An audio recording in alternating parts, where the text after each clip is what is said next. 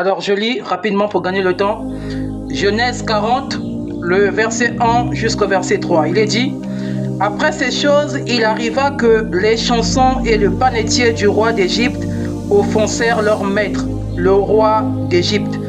Pharaon fut irrité contre ces deux officiers, le chef des échansons et le chef de panetier.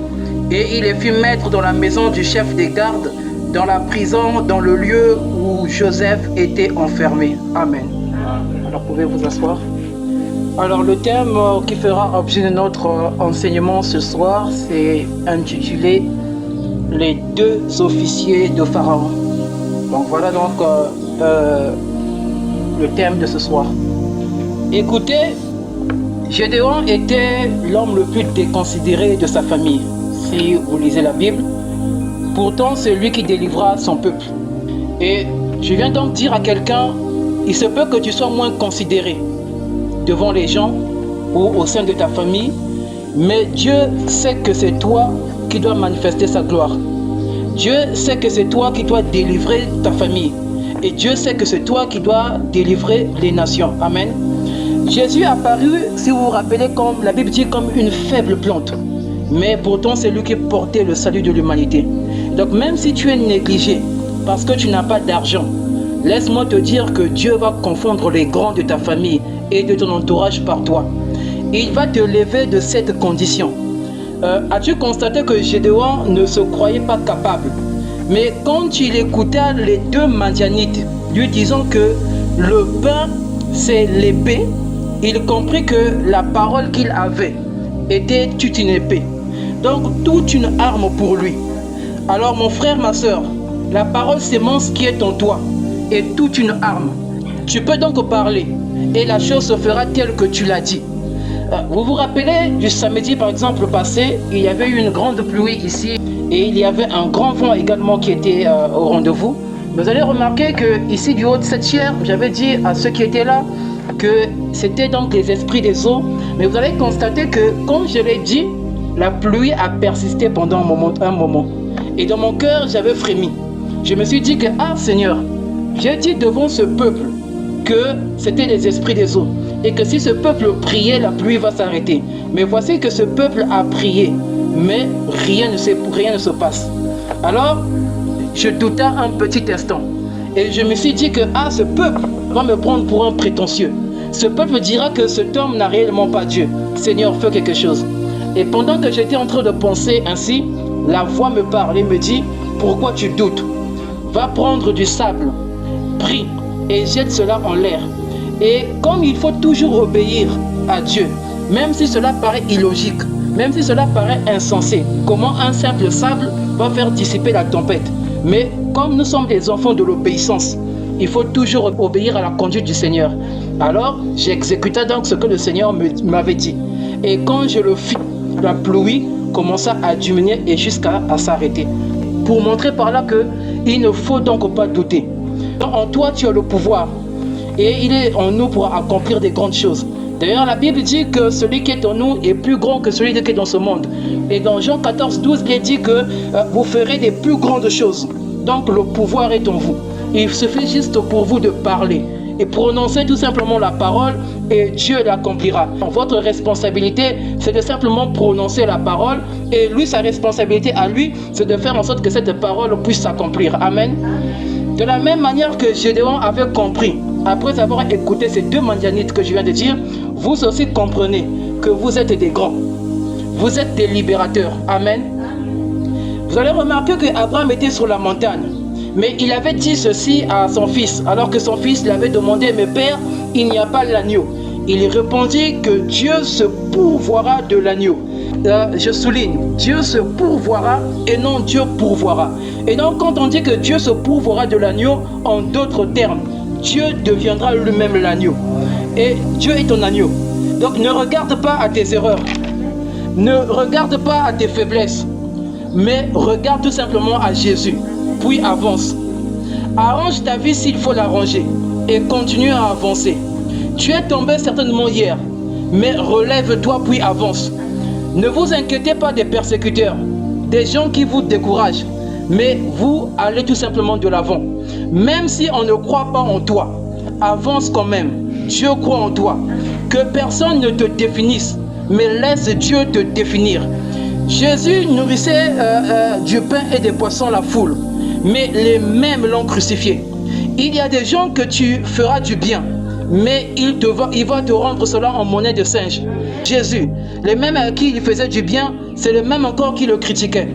Quand Pilate demandait à la foule, pourquoi voulez-vous que l'on crucifie Jésus? Certains peut-être disaient que nous voulons qu'il meure, mais pourquoi? Peut-être que le jour qu'il avait fait la multiplication des pains et de poissons, l'autre boudait parce que le pain n'avait pas le beurre. L'autre peut-être boudait parce que le pain n'avait pas le saucisson. L'autre peut-être boudait parce que le poisson n'avait peut-être pas la mayonnaise et le citron à côté. Pilate a certainement demandé, donc c'est juste pour ça que vous voulez pour qu'il soit crucifié? La foule répliqua, crucifiez-le. Écoutez, n'attendez jamais la reconnaissance des hommes, car même les petits gestes d'amour que vous ferez auprès de quelqu'un, cela sera toujours critiqué. Ainsi, nous ne devons pas regarder aux hommes, mais nous devons regarder à Dieu. Amen. Alors, je vais rentrer donc dans mon texte. Il nous est parlé ici de deux officiers de Pharaon, notamment donc le panetier et les chansons. Amen. Rappelez-vous dans Genèse 39, quand vous lirez tout le chapitre, vous verrez là-bas, on parle de l'histoire de Joseph avec Potiphar. Potiphar fit enfermer Joseph parce que sa femme de ce dernier l'avait accusé de viol. Et en fuyant, Joseph abandonna sa tunique dans la main de cette femme. Or, abandonner sa tunique, c'est laisser son royaume entre les mains de cette femme. Au temps de Jéroboam, si vous vous rappelez, il y avait eu un prophète qui déchira le vêtement et sépara cela en petits morceaux. Il donna 10 morceaux à Jéroboam, lui disant, Dieu te donne 10 royaumes. La tunique représente tout un royaume.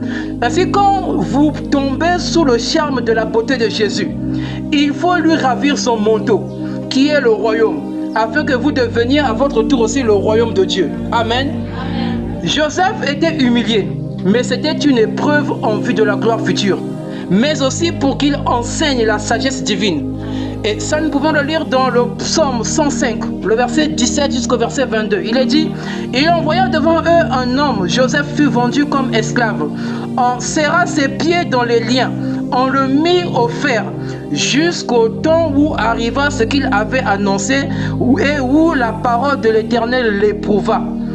Le roi fit ôter ses liens, le dominateur des peuples le délivra, l'établit seigneur sur sa maison et gouverneur de tous ses biens, afin qu'il ne pût à son gré enchaîner ses princes et qu'il enseignât la sagesse à ses anciens. Donc nous voyons que c'était une épreuve. Et donc les preuves que tu traverses, plutôt les peines que tu traverses sont toute une épreuve pour toi. Elles sont là juste comme une formation, afin que quand tu seras au sommet, toi aussi tu commences maintenant à enseigner la sagesse auprès des autres. Amen.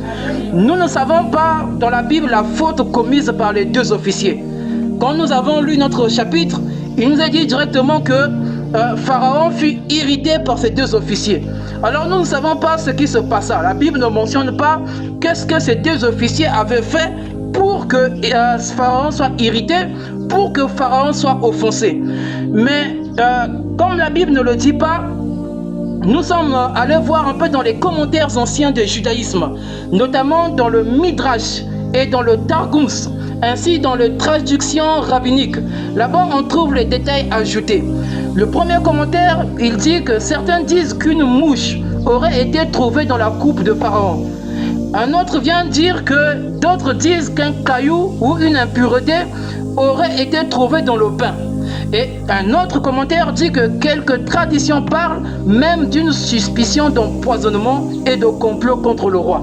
Donc voilà un peu les idées qui ont émergé dans les commentaires de ces rabbins.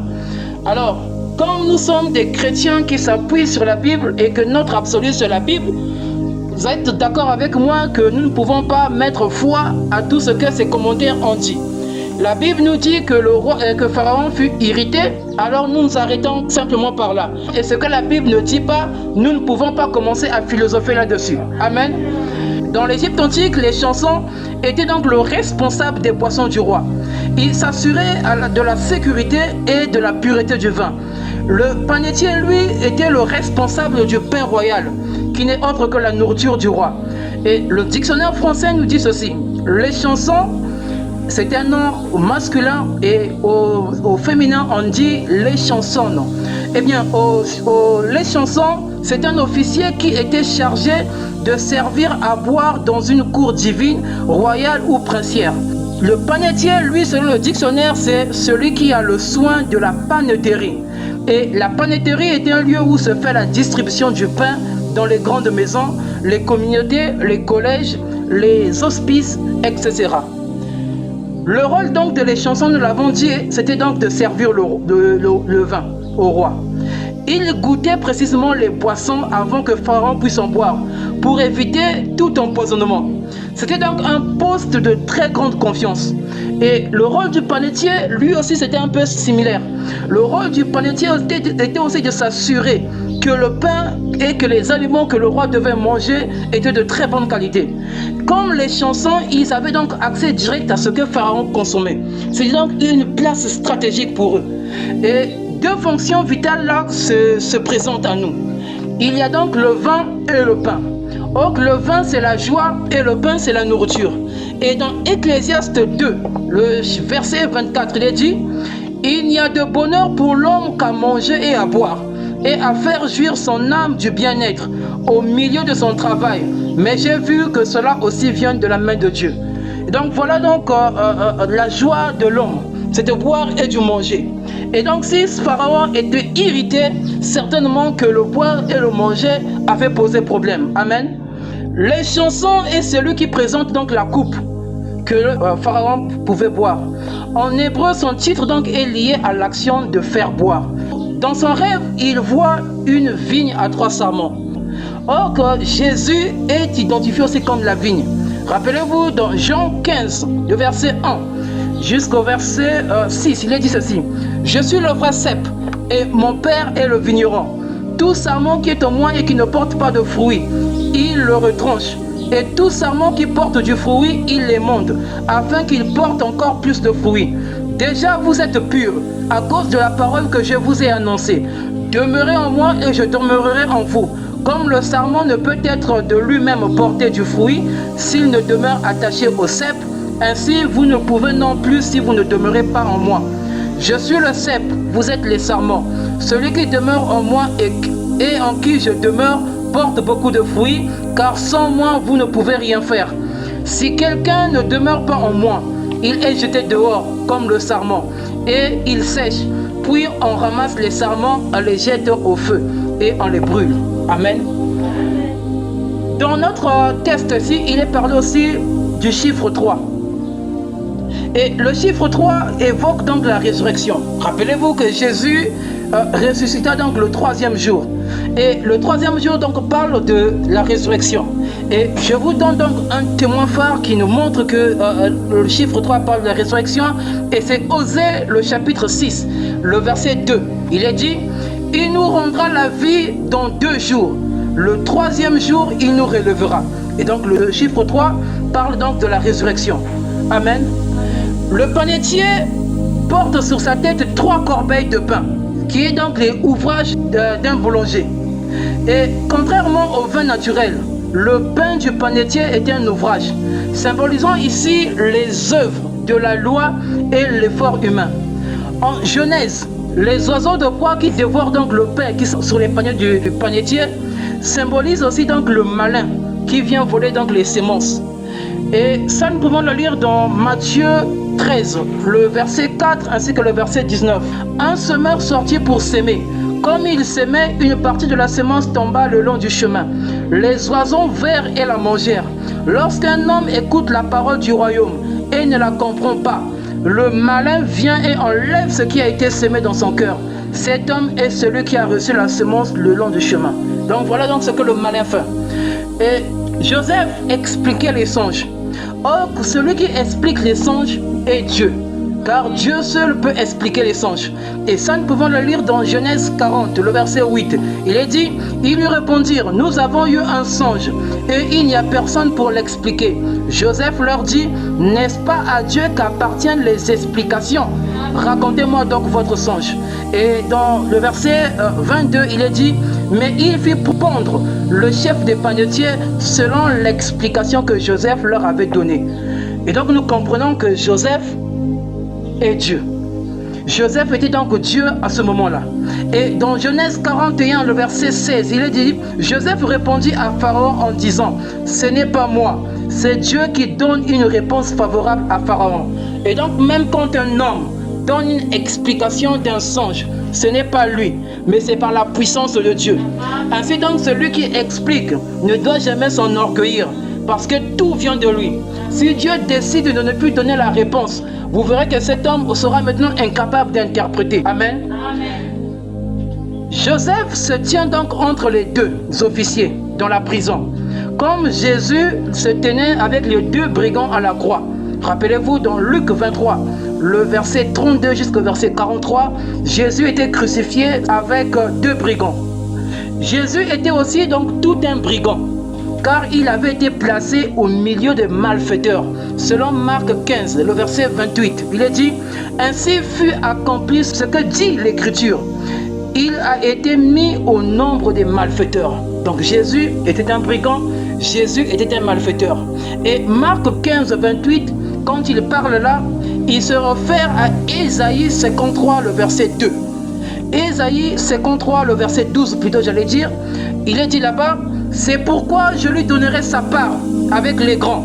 Il partagera le butin avec les puissants, parce qu'il s'est livré lui-même à la mort, et qu'il a été mis au nombre des malfaiteurs, parce qu'il a porté les péchés de beaucoup d'hommes et qu'il a intercédé pour les coupables. Donc Jésus était aussi tout un brigand. Jésus, qui est tout un brigand, est aussi donc les chansons. Et les chansons aussi est donc tout un brigand. Rappelez-vous qu'il avait été jeté en prison. Le panetier était aussi jeté en prison. Et donc, les chansons et le panetier représentent aussi des brigands qui étaient à la croix. Et les chansons représentent donc le brigand qui s'était repenti à la croix, mais le panetier représente le brigand qui mourut à la croix. Joseph lui demande, souviens-toi de moi quand tu seras dans la maison de Pharaon. Le brigand à la croix aussi, lui aussi avait dit, souviens-toi de moi. Vous vous rappelez, j'espère. Et donc le panetier, lui qui était pendu au bois, il subit donc la malédiction de la loi selon Galates 3, le verset 13. Il est dit, Christ nous a rachetés de la malédiction de la loi, étant devenu malédiction pour nous, car il est écrit, maudit est quiconque est pendu au bois. Et donc, le panetier représente donc le brigand incrédule qui avait sorti des paroles méchantes à notre Seigneur. Amen.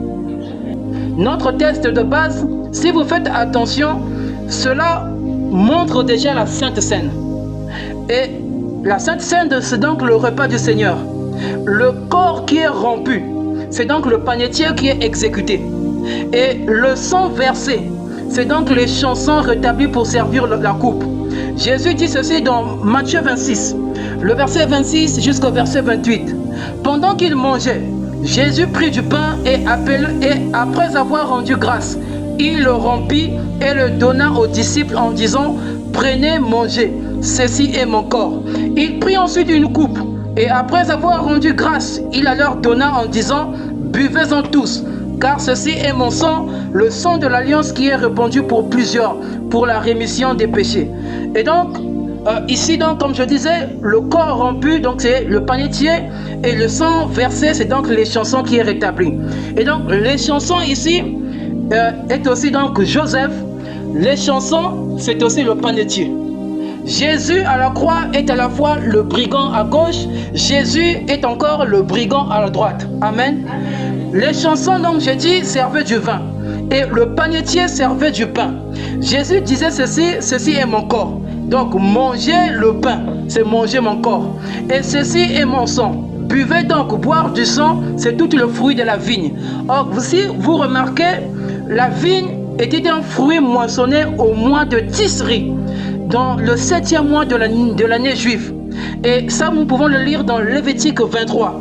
C'était donc le mois de l'offrande des expiations, où le bouc Azazel est libéré et le bouc pour l'Éternel meurt. Et un est libéré donc, c'est Azazel. Et l'autre meurt, donc c'est le bouc de l'Éternel. Le panetier qui meurt représente donc Christ qui devait mourir quant à sa chair. Et Christ quant à sa chair est tout un pain. Mais vivre quant à l'esprit, c'est donc les chansons. Il meurt comme panetier Jésus à la croix, car il est le Fils de l'homme, avec une généalogie. Rappelez-vous, dans le livre de Matthieu, on parle donc de la généalogie de Jésus. Et donc Christ, quant à la chair, il meurt. Mais quant à l'esprit, il ne meurt pas. Donc comme échanson, il est rétabli, parce qu'il est Melchisedec, sans généalogie. Son esprit n'a pas de généalogie. Amen. Et écoutez ce que Frère Branham dit dans la brochure, c'est très long, Josué, ce vaillant guerrier, prêché en 1955, au paragraphe 13 jusqu'à 14. C'est très long, alors ça serait essayer un peu de suivre. Qui était ce grand roi qui n'avait ni commencement de jour ni fin d'année, sans généalogie, sans père, sans mère? Vous y êtes, le voici. Un jour, il rencontra Abraham sous le chêne, et il portait des habits tout poussiéreux. Il dit qu'il venait d'une contrée étrangère, et qu'il était en route pour Sodome et Gomorrhe. Et Abraham reconnut qu'il y avait quelque chose. Il alla prendre le veau gras et le tua. Il lui présenta avec du lin de vache, de la viande de veau, des gâteaux cuits au feu. Et cet homme but du lait, mangea de la chair et les gâteaux. Et après qu'Abraham lui eut offert un sacrifice, cet homme disparut de devant lui. Abraham dit: j'ai parlé face à face avec Dieu. Melchisedec, l'hôte invisible, il est tout aussi réel ici ce soir qu'il était là-bas. Il est partout où son peuple est rassemblé, car c'est son corps spirituel, Christ. Oh, j'espère que vous comprenez cela ce soir et que vous comprenez cela très bien. Paragraphe 14.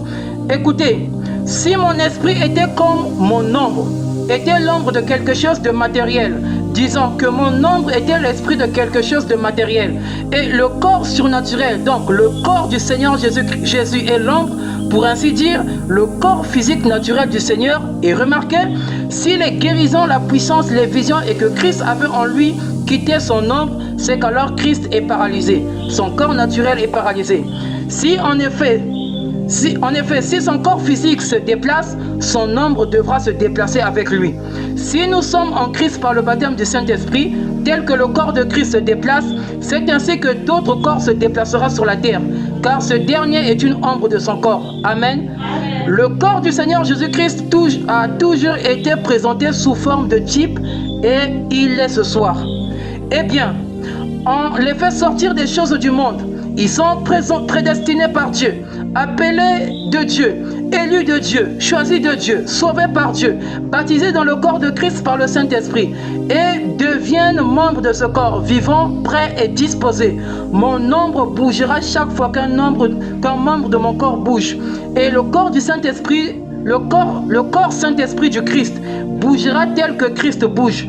Si jamais Christ au ciel peut emmener son corps physique, ou plutôt son corps spirituel sur la terre, à bouger tel qu'il veut qu'il bouge, vous verrez que ce qui se passera. Il commence à venir à la vie. On l'a paralysé assez longtemps, mais le Saint-Esprit redonne la vie. Et il commence à se réveiller et il met en face, car il reconnaît sa position. Et donc Melchisedec était donc l'Esprit éternel, qui n'avait donc pas de généalogie. Christ est représenté dans toute la Bible. Et nous croyons que l'évangile est donc la tunique bigarrée de Joseph. Joseph en prison représente donc Jésus à la croix, avec d'un côté le brigand, comme je le disais, et de l'autre le brigand condamné. Car selon les rouleaux saints, la croix est tout un feu, et la croix ici est tout un autel. Dans Genèse 40, le verset 17 jusqu'au verset 19, il est dit: dans la corbeille la plus élevée, il y avait pour Pharaon les mains de toute espèce cuits au four, et les oiseaux les mangeaient dans la corbeille au-dessus de ma tête. Joseph répondit et dit: voici l'explication. Les 3 corbeilles sont 3 jours. Encore 3 jours et Pharaon enlèvera ta tête de dessus toi et te fera pendre à un bois et les oiseaux mangeront ta chair. Et donc le four ici, c'est donc la pendaison. Le pain, puisque provenant donc du blé. Donc le panetier ici, il est donc toute une sémence qui représente la mortalité. Et les chansons, lui, représentent donc l'immortalité. Le panetier, c'est le corps corruptible. Et les chansons est le corps incorruptible. Et ça, nous pouvons le lire dans 1 Corinthiens 15, le verset 42 jusqu'au verset 44. Il est dit, ainsi en est-il de la résurrection des morts. Le corps est sémé corruptible, il ressuscite incorruptible. Il est sémé méprisable, il ressuscite glorieux. Il est sémé infirme, il ressuscite plein de force. Il est sémé corps animal, il ressuscite corps spirituel. S'il y a un corps animal, il y aura un corps spirituel. Et dans toujours le même chapitre 15, verset 52 à 54, il dit, en un instant, en un clin d'œil à la dernière trompette, la trompette sonnera. Et les morts ressusciteront incorruptibles, et nous serons changés. Car il faut que ce corps corruptible revête l'incorruptibilité, et que ce corps mortel revête l'immortalité. Lorsque ce corps corruptible aura revêtu l'incorruptibilité, et que ce corps mortel aura revêtu l'immortalité, alors s'accomplira la parole qui est écrite, la mort a été engloutie dans la victoire. Mais, pour que vous fassiez ce pararicomia, c'est-à-dire passer à un autre état, il faut recevoir dans votre cœur la sémence incorruptible qui est l'évangile. Et ça, nous pouvons le lire dans 1 Pierre, le chapitre 1, le verset 23 jusqu'au verset 25. Il est dit, puisque vous avez été régénérés, non par une sémence corruptible, mais par une sémence incorruptible, par la parole vivante et permanente de Dieu. Car toute chair est comme l'herbe, et toute sa gloire comme la fleur de l'herbe. L'herbe sèche et la fleur tombe, mais la parole du Seigneur demeure éternellement. Et cette parole est celle qui vous a été annoncée par l'Évangile. Amen. Alors, j'ouvre une parenthèse, car ce n'est pas l'objet de mon enseignement ce soir. Mais nous avons 3 types de corps. Et ça, nous pouvons le lire dans la brochure Kades Barnea, prêchée en 1956, paragraphe 18. Il est dit, nous avons 3 différents corps dans lesquels nous habitons. L'un, c'est un corps humain, l'autre, c'est le corps céleste, et l'autre, c'est le corps glorifié. Et si donc nous nous reconnaissons les uns les autres dans le corps humain, le corps mortel, à combien plus forte raison nous nous reconnaîtrons les uns les autres dans le corps glorifié. Donc nous avons 3 types de corps. Peut-être qu'il y a une question qui naît dans votre esprit. Mais lisons ceci dans Hébreux chapitre 2, partie 3, prêché en 1957, au paragraphe 62. Il est dit, et alors, le Logos qui est sorti de Dieu, qui était le Logos, tout ceci a commencé à prendre une forme de corps. Et cette forme de corps a été appelée dans l'enseignement des érudits Logos. Le Logos qui est sorti de Dieu, en d'autres termes, un meilleur mot pour cela, c'était ce que nous appelons une théophanie. La théophanie est un corps humain qui est glorifié. Pas exactement avec la chair et le sang comme il sera dans sa phase de glorification, mais il a la forme d'un corps humain qui ne mange pas et qui ne boit pas non plus. Mais c'est un corps qui nous attend. Dès que nous quittons celui-ci, donc nous entrons dans ce corps. Et Dieu, c'est ce genre de corps-là, il a dit, faisons l'homme à notre image et à notre ressemblance. Je ferme donc ma parenthèse. J'espère que vous avez compris que nous avons 3 types de corps. Et donc, une fois que nous allons quitter ce corps de chair, ce corps mortel, nous rentrerons donc dans un autre corps qu'on appelle la théophanie. Amen. Et donc, c'est dans cette théophanie que nous irons donc au ciel. Aussi, donc, il est important aussi de savoir, le panetier, c'est donc, comme je l'ai dit, le corps. Et les chansons deviennent donc le sang qui circule dans nos veines. Or, si vous vous rappelez, l'âme vit dans le sang. Donc, les chansons est donc notre âme. Et l'âme, c'est la théophanie, la parole. Et je donne donc 2 témoins pour asseoir cette assertion. Il est dit dans Deutéronome 12, le verset 13, il est dit, seulement, garde-toi de manger le sang, car le sang, c'est l'âme. et tu ne mangeras pas l'âme avec la chair. Et dans la brochure, Frère Branham dit, dans la brochure, Hébreux chapitre 3, prêché en 1957, au paragraphe 63, il est dit: or, comme l'homme était dans ce corps-là, il dominait sur tous les poissons, les oiseaux et les animaux des champs. Il n'y avait pas d'homme pour cultiver le sol. Genèse 2. Il y avait déjà fait homme et femme, mais il n'y avait pas d'homme pour cultiver le sol. Ensuite, il a formé l'homme de la poussière de la terre. Il lui a donné une main comme celle d'un chimpanzé. Il lui a donné un pied comme celui d'un ours. Il lui a formé à cette image. Ce corps terrestre est à l'image de la vie animale. Et il est composé de la même sorte de matière. Votre corps est composé exactement de la même sorte de matière que celui d'un cheval, d'un chien et quelque chose du genre. Il est composé de calcium, de potasse, de pétrole, de lumière cosmique. Vous n'êtes pas toute chair de ce genre. Ce n'est pas la même chair. C'est une chair différente, mais elle est composée de la même poussière de la terre d'où elle était tirée.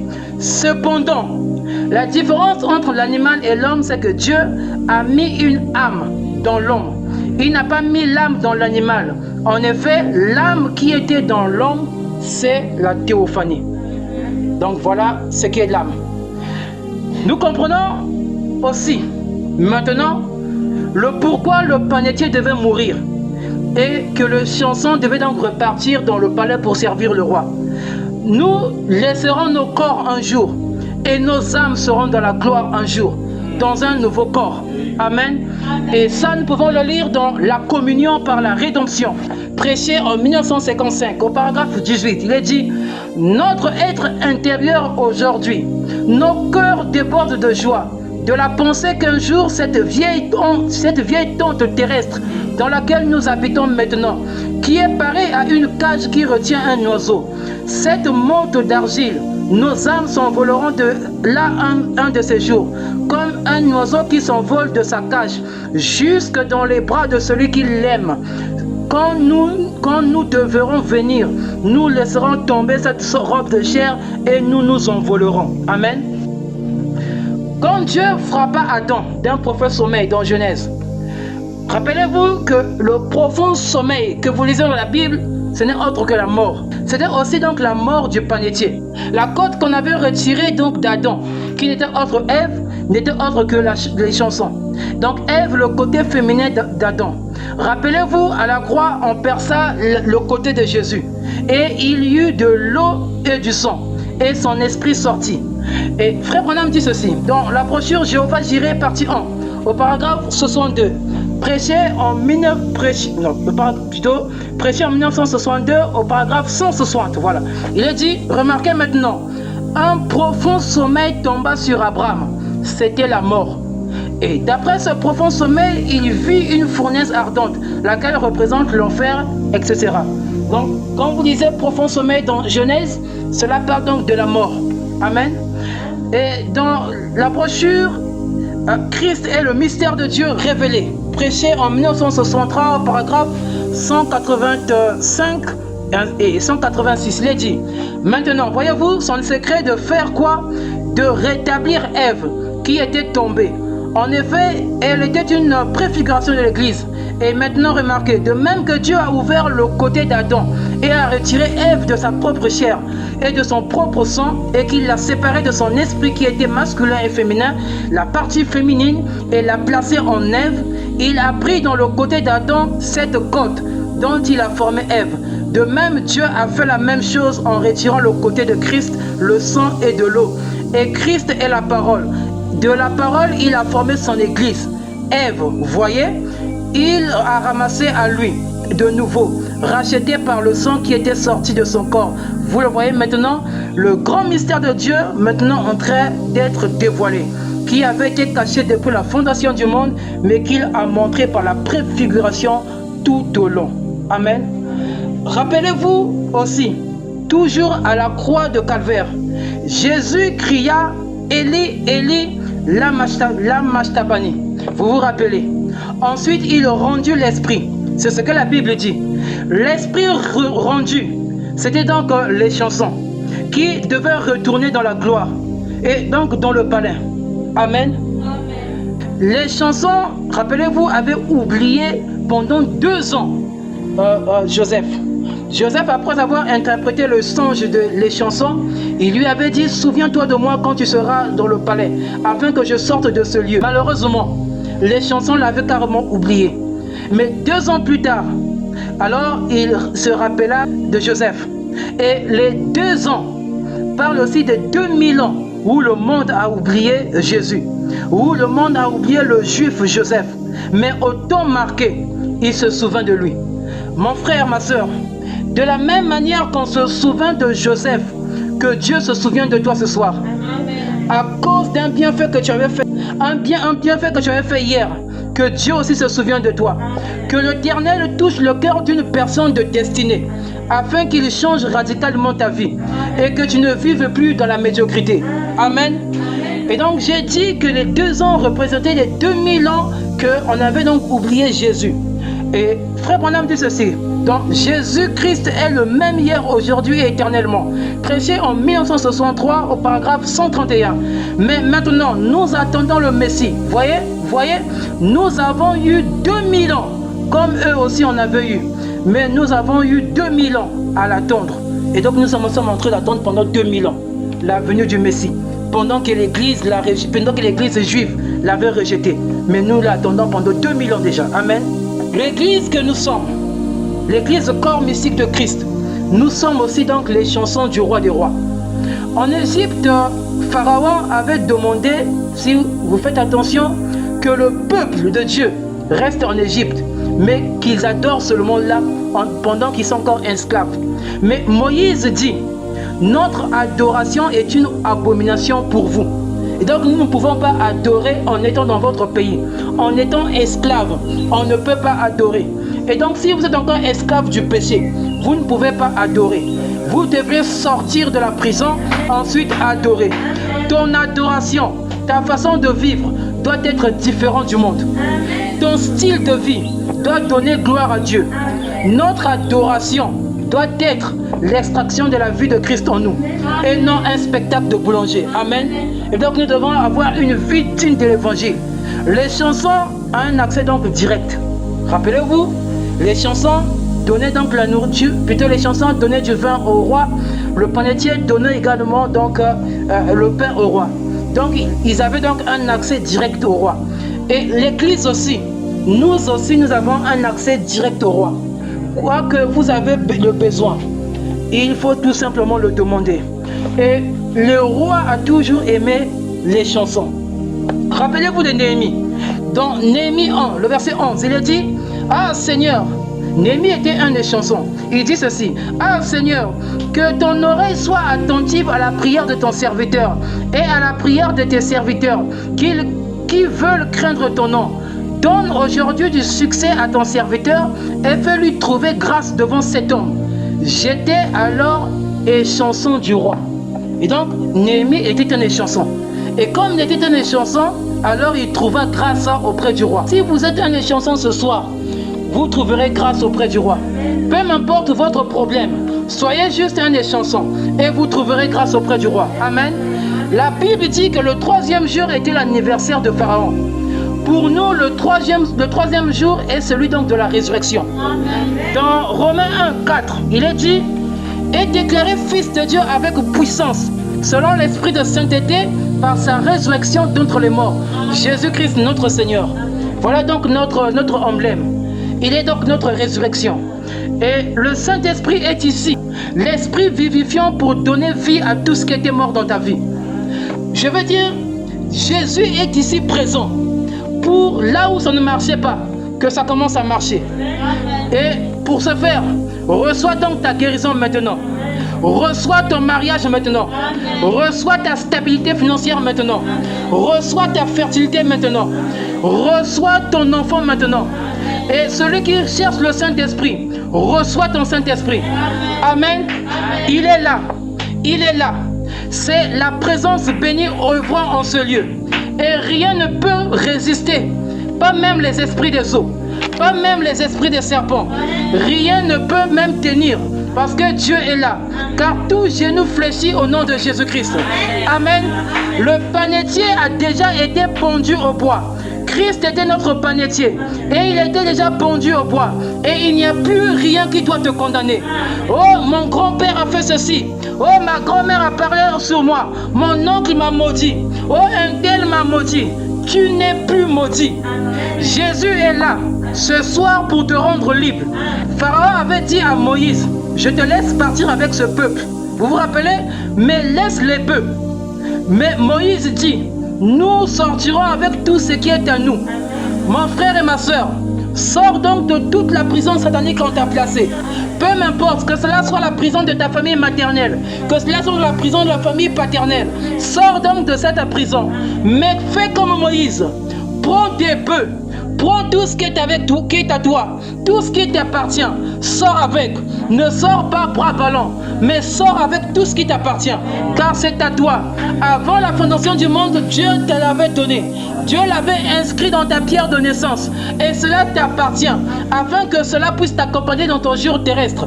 Et personne n'a le droit d'utiliser ce qui est à toi. Amen. Tu dois jouir de ce que Dieu t'a donné. Personne d'autre ne doit jouir de ta bénédiction. Tu dois jouir donc de ta bénédiction. Alors, Dieu te libère pleinement. Dieu ne fait pas des choses à moitié. Il est le lion de la tribu de Juda. Et comme un lion, il dévore. Comme un lion, il rougit. Comme un lion, il est l'ange d'Apocalypse 10 qui a un pied sur la terre et un autre pied sur la mer et qui a bombé sa poitrine. Et aucune chose ne peut te nuire. Personne ne peut te nuire. Je te dis que tu es libre ce soir. Accepte simplement cette parole. Comme Gédéon qui accepta la parole des Madianites et il devint un grand. Il alla libérer le peuple. Toi aussi, accepte tout simplement cette parole et sois libre. Et en retour, va libérer le peuple de Dieu. Va libérer les enfants de Dieu. Va apporter la lumière partout. Alors, il ne me reste plus qu'à te dire ce soir, rentre en paix. Car Dieu a mis fin à ton problème.